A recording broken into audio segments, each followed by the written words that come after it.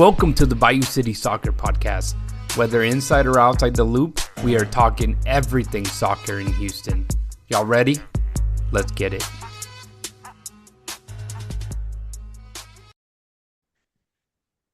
Welcome into the Bayou City Soccer Podcast. We're pleased to be joined today by MLS on Apple TV play-by-play commentator Christian Miles. Christian, how's it going?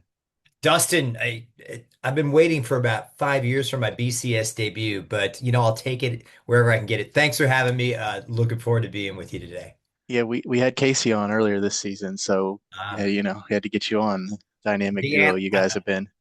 the analysts, the former players, they get all the fanfare, so that's all right. I'm used to playing second fiddle, and no one better play second fiddle too than Casey Way. So She's great, yes.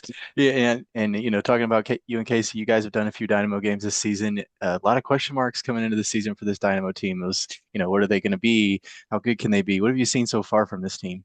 the questions still remain unanswered, really. I think Ben Olsen, when I talked to him this morning, kind of reiterated that same point. They're still sorting it out. They're trying to find their identity. A lot of injuries at the beginning part of the campaign and players, big time players that are supposed to play big roles in Jack McGlynn. Still haven't seen Artur this whole season. Throwing Lucas Halter coming in there and getting injured won't be available till after the World Cup break. So it's a team that's, trying to find its identity, particularly in central midfield, trying to find some resolve. Good news for the Dynamo. They do get a resounding result in the US Open Cup, but it's an exciting team, Dustyn, no doubt. On the front foot, they're electrifying. I think Guilherme has been perhaps the signing of the season in all of Major League Soccer. Tied with Rafa Navarro in terms of goal contributions with 9 this season. He's been a lot of fun to watch. And just trying to get Ezequiel Ponce on track, I'm sure, is the next order of business going forward. Team that still is far from the finished article at the back. They do let in way too many goals, and that's something I'm sure they'll try and alleviate this weekend as they head into Orlando. Yeah, you talked about it there, but defensively, they gave up 6 to Colorado in their last game, gave up 4 to Dallas recently in the Texas Derby.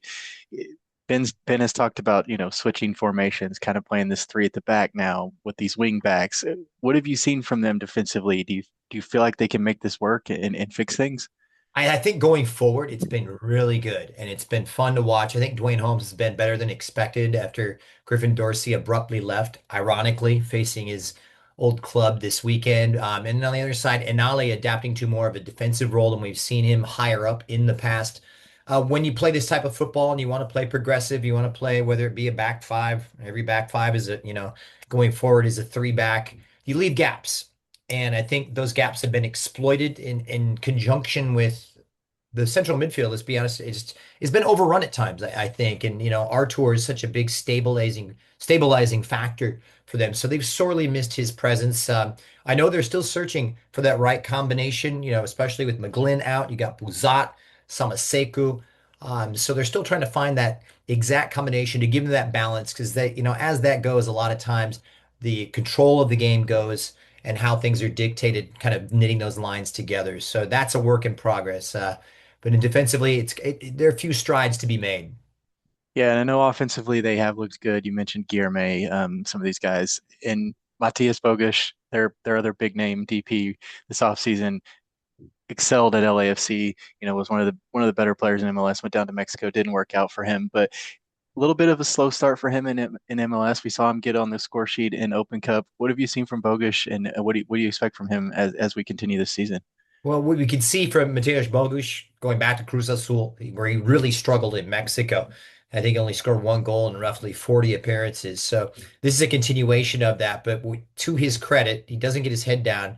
He plies ahead. His work rate is off the charts. So that's to be commended. I think there's just a little bit of a misunderstanding in the scheme and the way it's gone right now, and just needs to get a couple to go his way to boost his confidence. As anybody will tell you, any coach will tell you, strikers, attackers, when it boils down to it, it does sound cliche, but they're confidence players and they build upon that. And that goal that he scored against Portland was perhaps the most exciting goal I've called in a long, long time. What a game that was.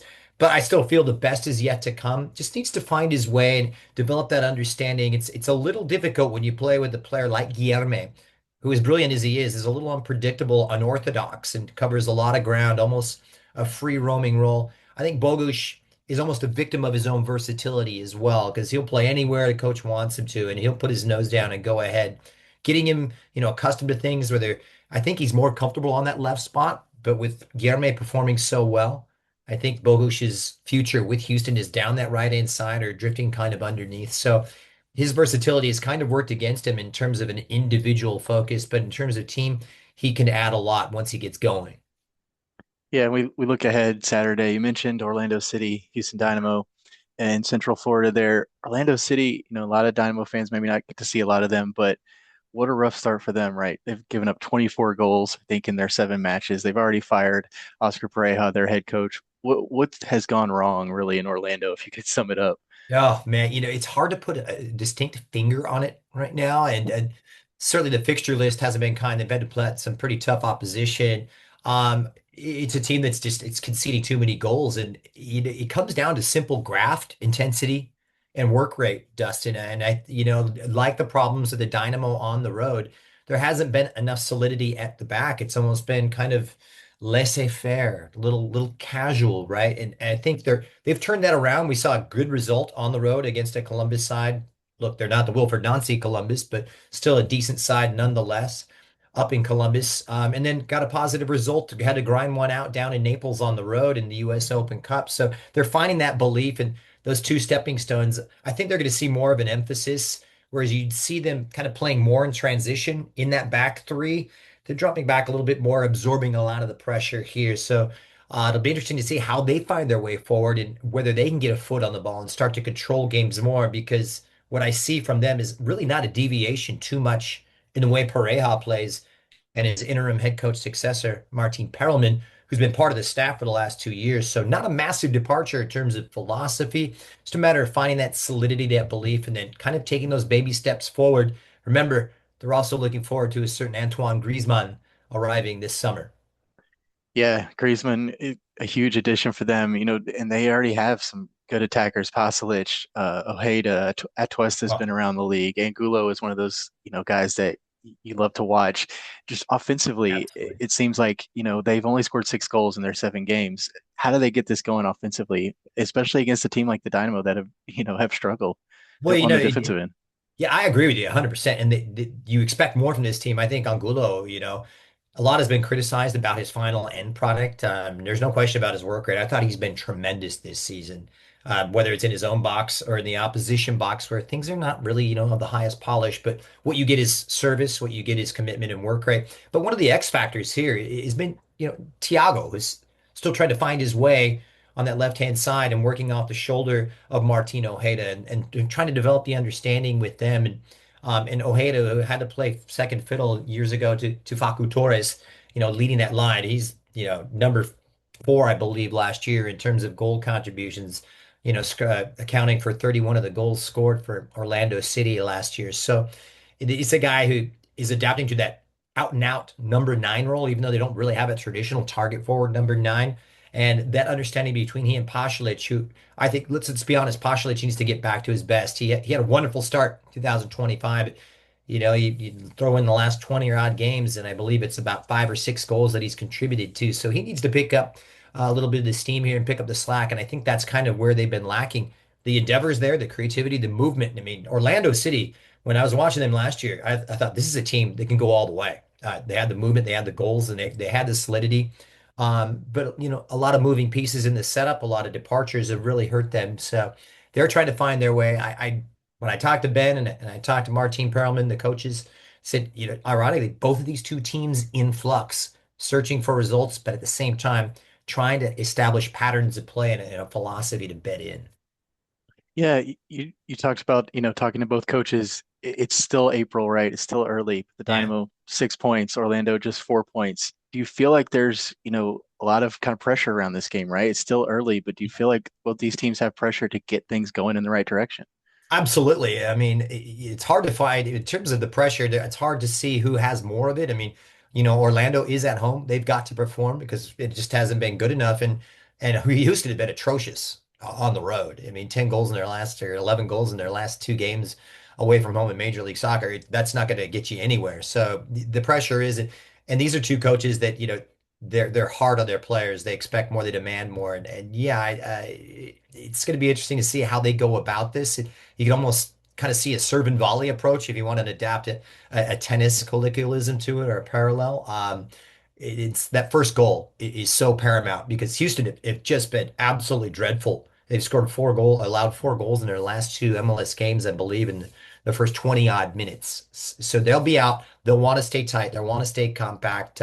But also, they want to be better in possession because it just hasn't been good enough in the center of the park. Ball retention has been very poor. Likewise, it's a similar vein with Orlando. A lot of similarities between these two in their early season struggles. Yeah, Dynamo have conceded up until the Open Cup game. They had conceded first in every game this season, which just seemed Yeah. crazy. And yeah, I know we talked to Eric Sviatchenko this week, and yeah, they conceded in the 6th minute, the 12th minute. Those early goals, it puts them in such a hole early. If they if they can clean things up defensively, the Dynamo that is, how do you see this matchup with Orlando and their firepower? I see this in terms of an overall scope of things. Ben also told me when we get our pieces back and we get it right defensively, I still see this team as perhaps, an upper second tier playoff team. And I firmly agree with him.